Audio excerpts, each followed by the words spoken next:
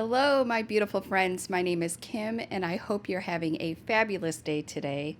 If you're interested in true crime like I am, I hope that you would consider hitting that subscribe button. But either way, thanks for being here. Today, we're going to be talking about Mary Welch. Mary was 10 months old when her life was taken, a baby. This story is extremely horrific because Mary was just an innocent child when her parents' neglect caused her death. When I heard about this case, I realized this little girl's story needs to be told. So let's talk about Mary. But first, a word from our sponsor, Care Of. When I get questions about my skin, my short answer is always skincare and vitamins. This is why Care Of is my daily vitamin and supplement service that delivers directly to my doorstep. Taking care of your insides shows on the outside. Care Of is a bit different than the rest because they come in a box that have individual packs. Super convenient, and when you pull out the daily one, it is so adorable. It has on here my name, hi Kimberly, and then it has a little saying on it. You can't be the kid standing at the top of the water slide overthinking it. You have to go down the chute. And that's by Tina Ray. Each one has like a different little quote, statement, a challenge. It makes taking your vitamins fun. Could you imagine what my counter would look like if I had all the vitamins that I take sitting out versus what this looks like? In my customized pack, I take iron because I am iron deficient and I can never have enough. 2 vitamin D for my old bones and immune health. 2 veggie omegas for my heart health. Rhodiola for stress and mood, a probiotic for immune health and gut health. And let me tell you, my probiotic, my stomach thanks me. And all that just equals this little handful here.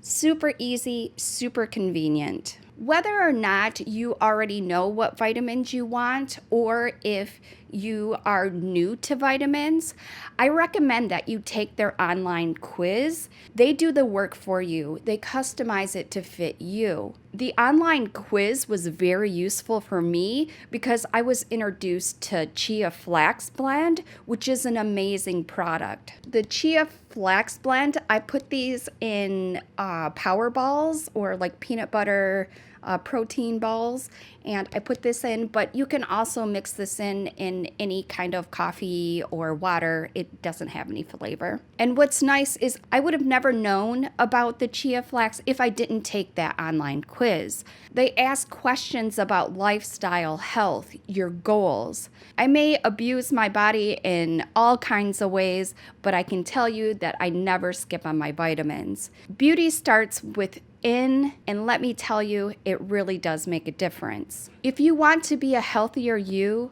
start with Care Of by clicking on my link in the description to start your online quiz and use my promo code FLOWER50 to receive 50% off your first month. You guys, it's an amazing deal. I absolutely love Care Of. Thanks to Care Of, and thanks to all you guys for listening. Today we're going to be talking about another very crimey child case. If that's not for you, I will see you in my next one. Mary Ann Welch was born on October 23, 2017 to her parents Seth Welch and Tatiana Fazzari. Mary's parents lived in Salone Township, Michigan, not that far from where I am from, and she had 2 siblings, an older sister and brother. After Mary's life was ended, her mother would also give birth to another baby boy. Seth and Tatiana were college sweethearts who met while attending Grand Rapids Community College. I went to Grand Rapids Community College for a year. I'm telling you, this case is way too close to home. They had moved to Salone Township in 2012 and lived on a large plot of land. When they moved there, Seth would say he was a young man who was politically afraid, and they lived as preppers. They kept the land as a sort of self-sufficiency type thing. They were prepping against doomsday or a perceived government collapse. Whatever their fears were, it seems most of Seth's fears at this time were about the government becoming involved in their life. According to Seth's own Facebook Live videos, he said that as a child he was involved in the mental health pharmaceutical industry. So we can only assume that he had been medicated earlier in his life and was now opposed to it. He also stated that it wasn't that he didn't believe in medicine or doctors, he just had a different idea as to what a good doctor. I'm not opposed to medicine or doctors. I'm opposed to bad medicine and doctors that are just, well, that aren't really doctors. They're just like, they're almost just, they're priesthoods of the medical cult. They're priests of the medical cult. You know, they have a certificate from some training camp somewhere that says, you know, they got this test score, but that doesn't mean that they know, like, about the human body and stuff like that. And further, they don't know really, you know, they don't, because, I'll put it, and I'll say why. I don't think you can be a good doctor if you don't believe in creation. Why? Because, well, you have to understand the purpose of the body. You have to understand how it's supposed to function, and therefore why, and both those things require a creator in order to actually properly diagnose and then fix it, right?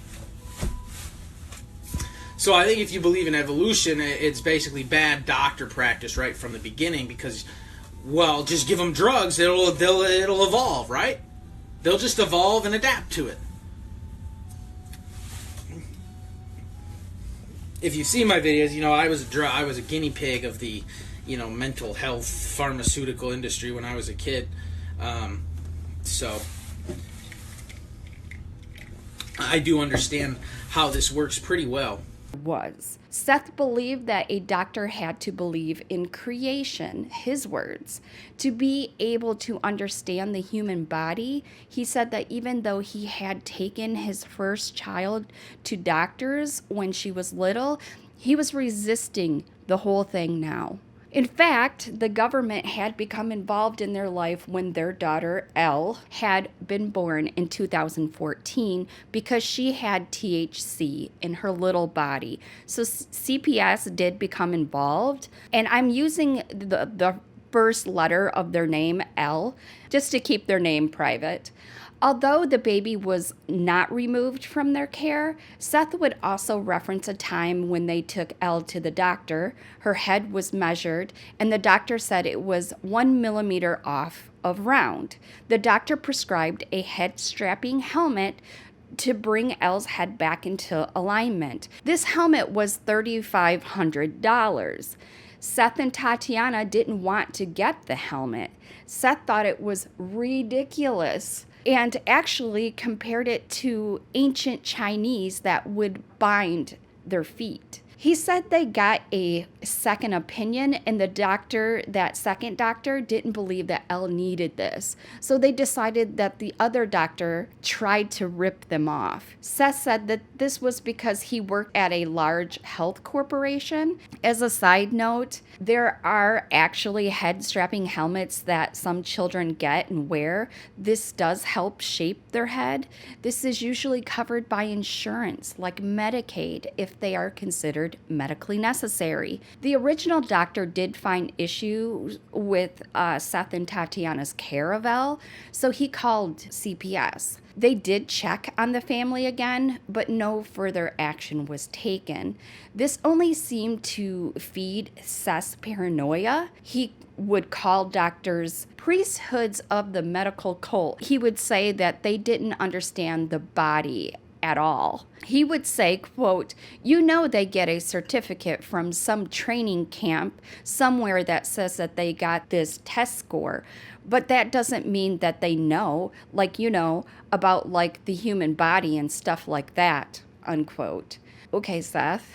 So Seth's thoughts on modern medicine was radical at best. If I'm being honest, he's just ignorant. His thoughts on vaccination was just the same, just as bad. He said that originally when he first had Elle, they took her to her doctor's appointments and all the follow-ups. He said that even though that they didn't want her vaccinated, he said he was afraid to say so. He said eventually that he said no, he didn't want Elle vaccinated after further investigation. The doctors actually called CPS on him yet again. CPS did not remove Elle or take any action at all. And he explained why he refused the vaccine for his children, saying, "It didn't seem smart to me that you would be saving people who weren't the fittest." What? If evolution believes in survival of the fittest, well then why are we vaccinating everybody? He would say. Shouldn't we just let the weak die off and let the strong survive? And Seth was heard saying this within his Facebook Live. This was another one. Quote, "Mary and Jay both haven't had their vaccines. I don't think, Jay hasn't been sick a day in his life. He's that kid is a little machine. Pretty incredible, really," unquote. So by the time Mary was born, they had already stopped taking their children to the doctor. Jay was 2 when Mary died, had never been to any doctor's appointments, nor was he vaccinated. He also mentioned that baby Mary was not vaccinated.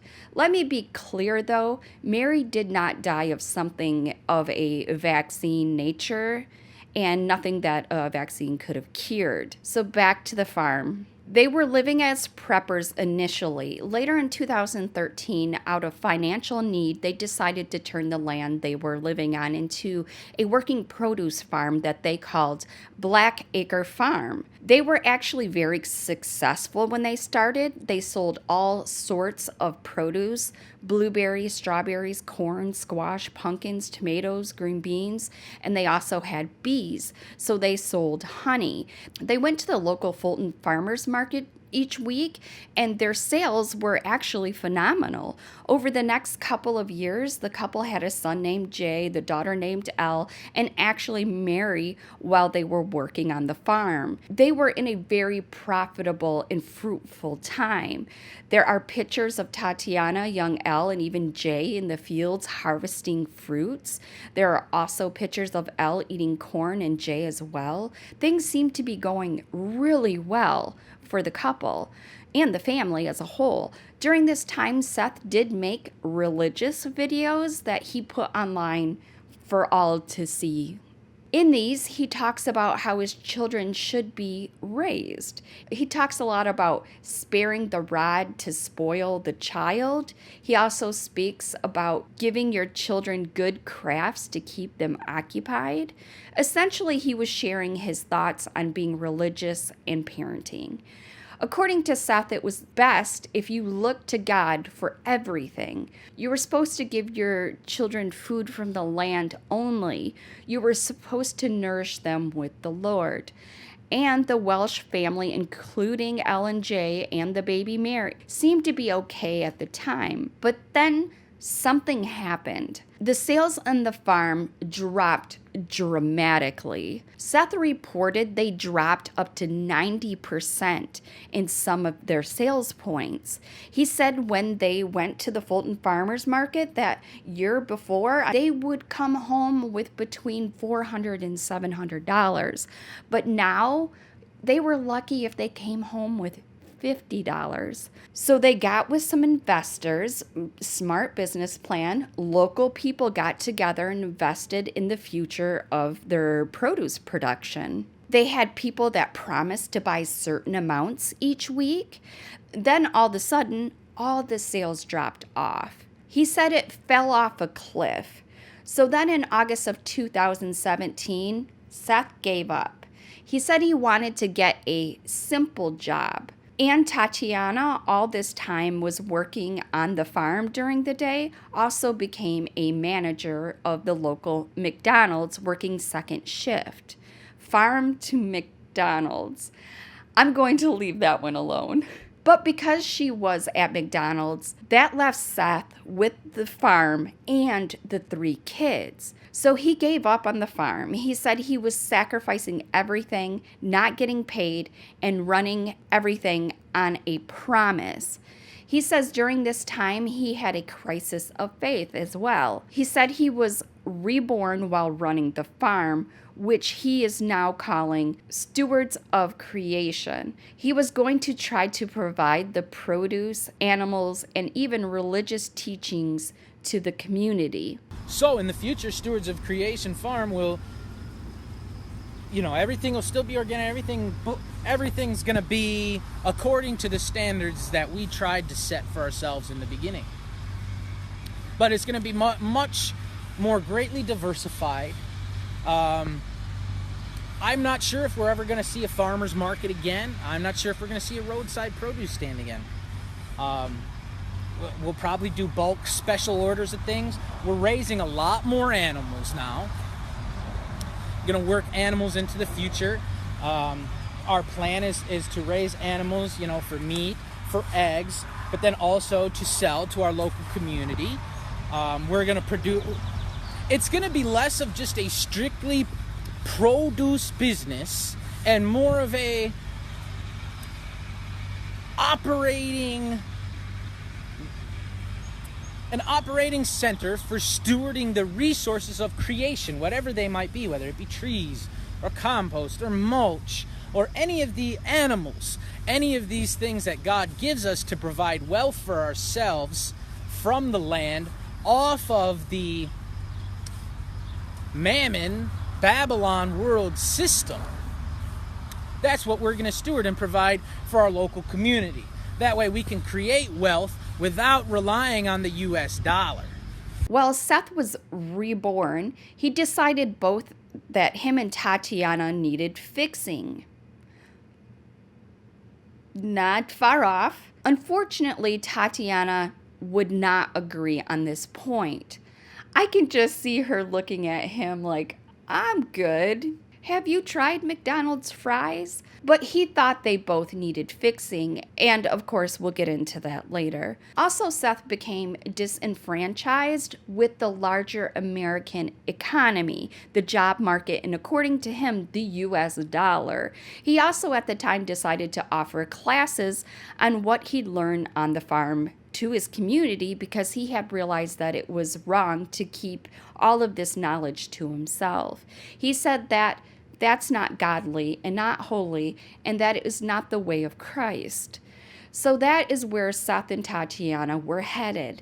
The plan was to try to jumpstart the farm, offer more services, and also follow his faith. This Facebook Live he posted was posted on May 29, 2018. Some of the information is just Seth rambling about religious farming, starting over, blah, blah, blah. But the important part is that the farm failed and what came next was worse. On August 2nd, 2018, Seth Welch called 911 and said one of his children was dead. How long ago did you find this child? It's about an hour and a half. I was waiting. I called my lawyer first thing to ask, what's the next thing I should do. And they said, wait till they're here to call, the police and get that going. Basically, it got to the point where I was waiting so long, I just kind of went ahead and did it anyway. And they're almost here. So I was waiting on legal counsel. So you found the child an hour and a half ago? Yeah. And called your lawyer first, correct? Yeah. Okay. Is there any other children in the home right now? Yeah. Because I didn't know if I was supposed to call the police or not. I had no idea what to do. Okay. We will send someone out. We're going to investigate. When was the last time you had contact with a child? Last night, yesterday afternoon, about 3 p.m. She goes to bed, and that was that. Okay, so you put her to bed yesterday at 3 p.m. Yeah, and then this morning at 10 something. then we finally went in to check on her. He's like, okay, it's been way too long. So, yeah. She sleeps this long all the time normally, so. So you're saying it is normal for your children to sleep from around 3 p.m. till 10 a.m.? Usually about 9:30, yeah. So. What time do they usually have dinner? Oh, well, this is my infant. They're not all, they don't all kind of run on the schedule, but she basically eats and, she's up for a half hour after that, and then she goes down for bed. Okay. And how old are the other children? 4 and 2. There's 2 other children? Yep. And they're at home right now, right? Yep. And you said when you found her, she was already believed to be deceased, right? Yes. And that's when you consulted with a lawyer? Yep. Do you believe she was beyond help already? Oh, yeah, she was dead as a doormat. The Kent County Sheriff's Office responded to their home at 12:06 p.m. after Seth made the call. Deputies arrived to find 10-month-old Mary not breathing and unresponsive. She was pronounced dead on the scene. In the call, Seth does talk about how they had found Mary dead at just around 10 a.m. He says that he called his parents and then he called his lawyer. He also texted a neighbor about buying a goat and looked up why a rapper had been kidnapped. What? He did all that before reporting Mary's death 90 minutes later. Over 2 months have passed since the death of their 10-month-old daughter. The fence in front of their home, once sharing Christian messages to passersby, now painted over in the wake of the tragedy. How are you holding up? Yeah, it's another day, right? Now, it is what it is. I was kind of shocked. I never suspected anything like that. Today, the two were bound to face murder charges. A medical examiner ruled the death was homicide, caused by malnutrition and dehydration. The judge alarmed by what she described as the callousness of Welch's demeanor in the 911 call. He said when you found her, she was already believed to be deceased, right? Yes. And that's when you consulted with a lawyer? Yep. Do you believe she was beyond help already? Oh, yeah, she was dead as a doormat. They seemed kind of private people. That evening, after Mary had died, the police came. Seth posted on his Facebook at 7:08 p.m. Heart is about shattered right now. Woke up and Mary dead in her bed this morning. This evening had our children removed and placed on no contact because Tati and I are the worst parents ever. Thankfully, they were with Grandma and Grandpa. Just numb inside right now. And I'm really enjoying and loving embrace of an isolated cell from the cops and the government employees who keep assuring me they are only here to help. A member of the Victim Services Unit at the Kent County Sheriff's Office testified that when he arrived on scene to aid the family, Seth acted completely unfazed.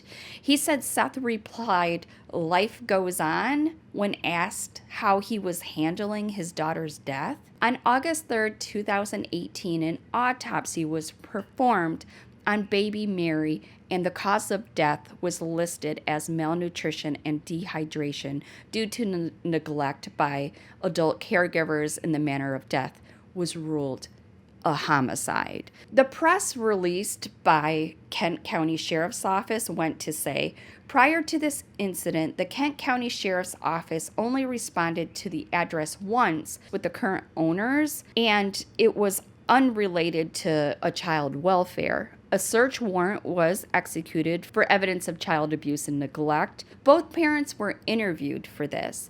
As a result of the interviews, evidence located, and the autopsy, both parents were arrested and charged with felony murder and child abuse in the first degree. When Seth and Tatiana were arraigned on these charges, Seth was visibly shocked to learn that not only was he being charged with felony murder, it carried, if convicted, a mandatory life without a possibility of parole. On charges of first-degree child abuse and first-degree murder due to malnutrition and dehydration.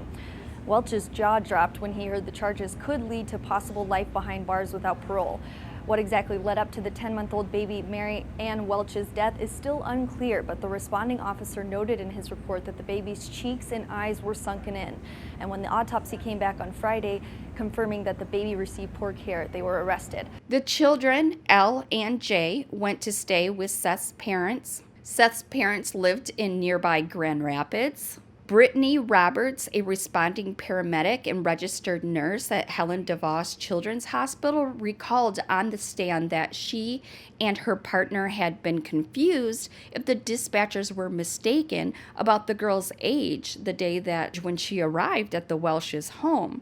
At the time of her death, a newborn onesie was actually baggy on Mary, who had been born a healthy baby. She was 10 months old. The responding paramedic would say, quote, was she 10 months old or 10 days old? Because she was the size of a newborn, unquote. The officer testified, originally Tatiana had signed a plea deal for second-degree murder with a sentence of 25 years, but then her attorneys applied for and received a waiver to essentially take back the plea deal. See, Tatiana was about to come forward and say the things on the farm weren't what they seemed. But for Seth, he was headed to court. While awaiting trial, Seth did an on-camera interview with a local news affiliate. In this interview, Seth talks about how it was common for their children, when they are going through growth spurts, to sleep for like 16 to 18 hours. They would say Tatiana fed Mary breast milk and put her down for a nap at 3 p.m. Then she went to work. Seth says the whole night while he was there, she was sleeping. After Tatiana came home between 11 and 11:30, she would check on her and she would still be sleeping. Seth says again that this is normal, sleeping that long. It wasn't until 10 a.m. the next day, 19 hours, that Tatiana went into the bedroom and found Mary dead. 19 hours. He says the Bible tells him good food is our medicine. He says they fed her chicken, potatoes, apples, also combined with breast milk. He says, quote, she died. It's a tragedy. The Lord giveth and the Lord taketh. I just want to punch him in his face. Then he went on to talk about medications and vaccines. Mary's death had nothing to do with being vaccinated, but that's what he chose to talk about. He said that they did nothing wrong. He said she wasn't sick, and when people starve to death, they get sick. He also points out that she didn't cry.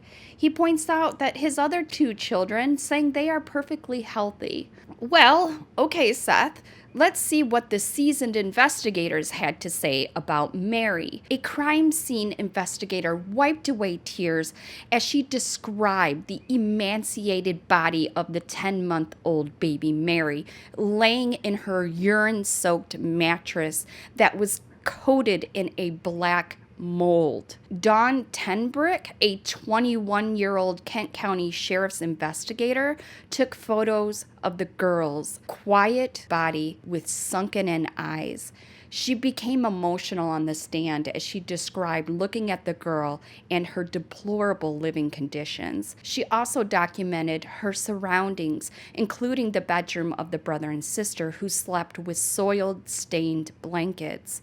She described the house as filthy, infested with flies, and she also found mice feces everywhere, including the silverware drawer. Dawn also said she found one container of baby food and no formula during her survey of the home, but photos did show 3 formula containers in the house, 2 which expired 5 months before Mary's death. Detective Jason Russo also testified that he'd seen a lot of things in his career and he knew he was going to see a child deceased. He said what he saw was indescribable, worse than he can imagine.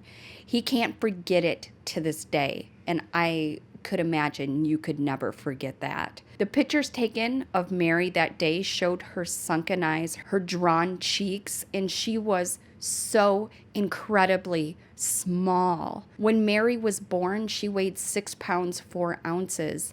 At 10 months, she weighed 8 pounds. 10 months old. Guys, she weighed 8 pounds. Seth's defense stated repeatedly that he was just overwhelmed by taking care of the farm, the house, and then 3 kids. The problem with that is the farm was overgrown, the house was filthy, and one of his children had died.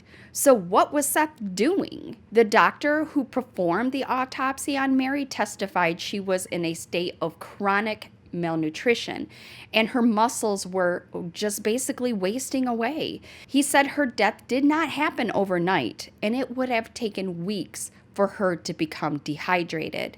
During an interrogation video with Seth, he referenced to Mary's death as natural selection.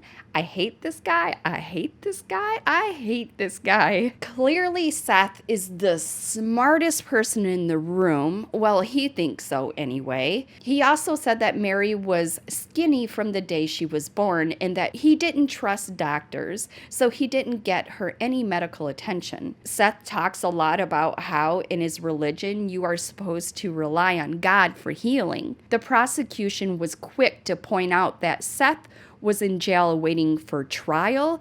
He demanded medical attention for himself. Kimberly Flower, a woman who briefly stayed at Seth and Tatiana's home in July of 2018, also testified. She said she wanted to call CPS after seeing the baby's sunken in cheeks and the way that she was being treated by Seth. Unfortunately, she chose not to call. And a month later, she saw the reports of Mary's death. She said, quote, "I felt like if I had called CPS when I said I was, that baby would have still been alive and she could have had a chance." You guys, type in the comments what I am thinking about her not calling.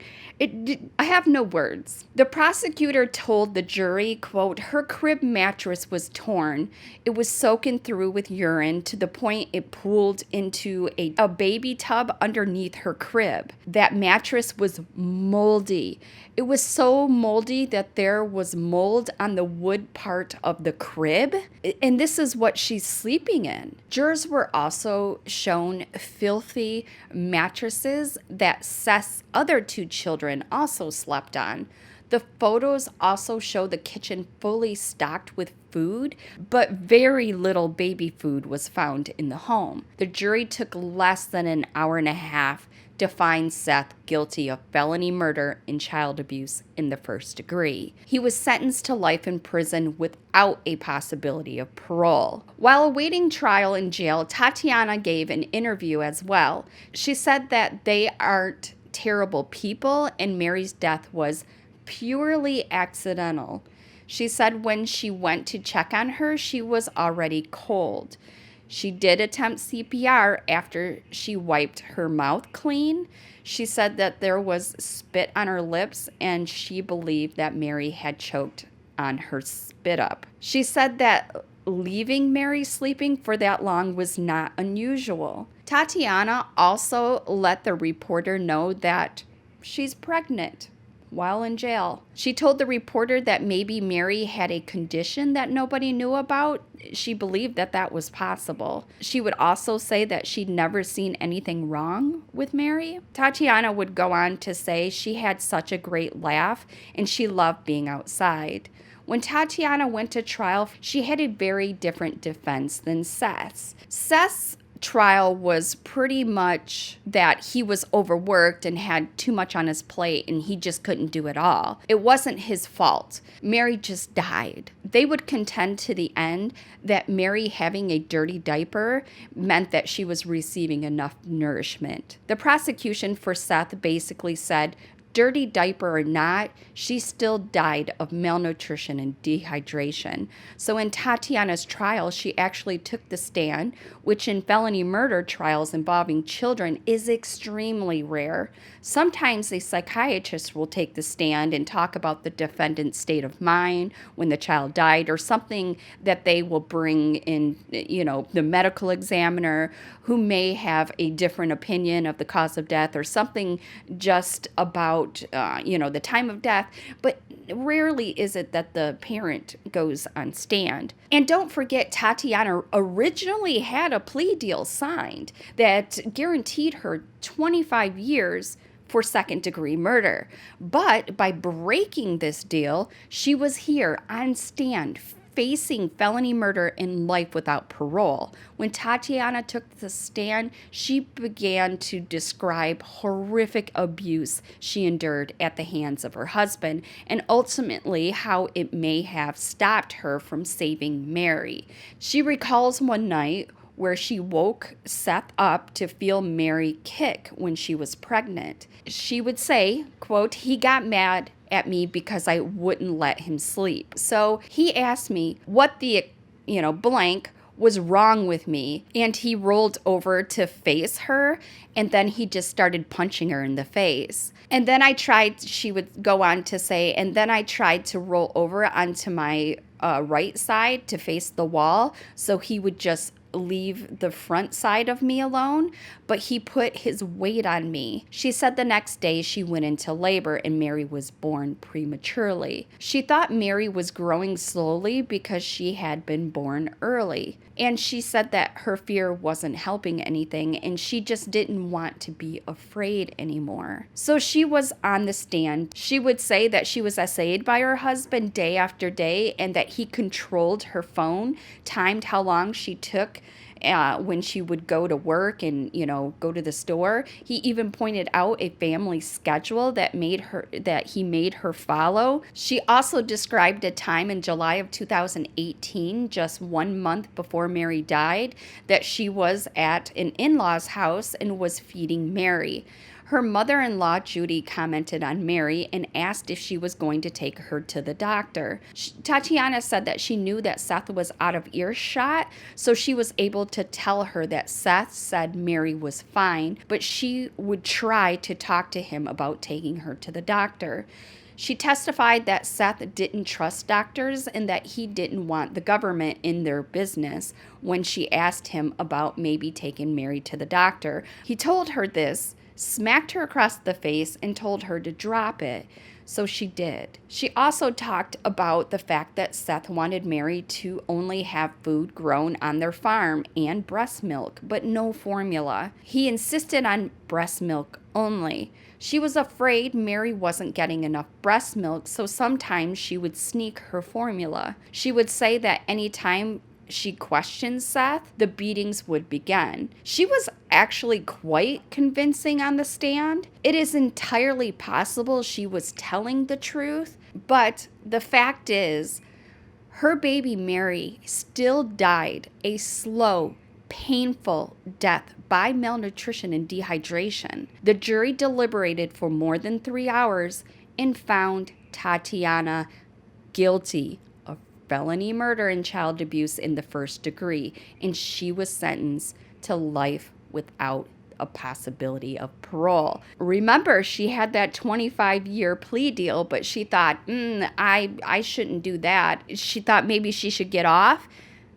What? Tatiana did have a baby boy while she was in jail, and it said that he's healthy and in child services. It seems that Tatiana may very well have been a victim. It is a tragedy that she was not able to get help for herself and for baby Mary. But on the other hand, choosing to avoid a beating killed your child. I get it. Domestic violence is traumatic. I completely get it.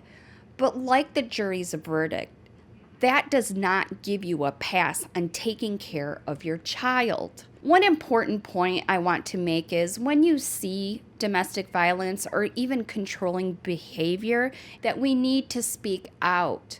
right then. Don't hold back out of courtesy or worry that the person will be upset. You could honestly save a life. Okay, I'm gonna jump off my soapbox now. Please let me know your thoughts in the comments, and let's mix it up and leave a princess crown or a nice comment for Mary and her surviving family in the comments. So you guys may have noticed I am in a new filming location. I am in Hawaii for the next month, maybe longer. I am scheduled for the next month for sure.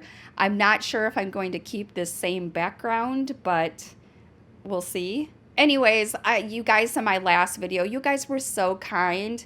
The last couple of months, that's the end of the case. This is just a life update or whatever. But in my last video, you guys were so kind to me because I was going through it. I have been taking care of my family for the last couple of months, and I just needed to get away. Just mentally, physically, I was drained. And, you know, I have other family things going on. And so you guys were so kind to me, and I really, really, really appreciate it. But now I am in a beautiful paradise. I'm here just to get centered, enjoy some time on the beach, meditate, and just feel better again, I guess. And so I'll be here at least I think I might stay for a couple months, but I'm at least here for the next month. I'll have to show you guys some pictures. If you would like to follow me on Instagram, I'll have, you know, some pictures over there as well of my little paradise sanctuary that I got going on. The place that the Airbnb that I'm at is kind of a dump, but my view is amazing. So it kind of balances out, especially when you're traveling on a budget. Well, you guys, that's it. Thanks so much for listening. And thanks to all my channel members who continue to support me. Their names are on the screen. If you would like to become a channel member or a Patreon, you can do so by clicking the link in the description box. If you made it to the end, you guys are rock stars, and I love you to death. There are more true crime videos in my Crimey Stories playlist if you would like to check it out. But either way, you guys, thanks for being here. And remember, if you see something, say something, and I'll see you in my next one. Bye.